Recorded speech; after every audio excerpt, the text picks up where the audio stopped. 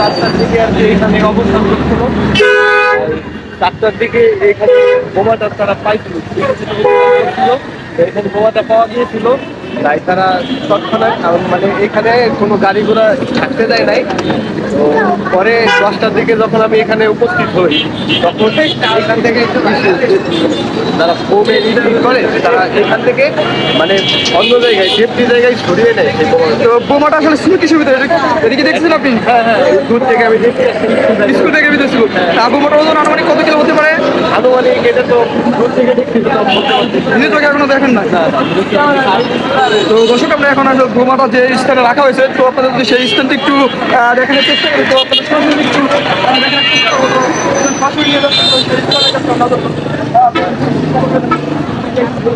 এখানে কিন্তু আসলে বোমাতে ব্রিটিশ প্রয়োজন আসলে রাখা হয়েছে।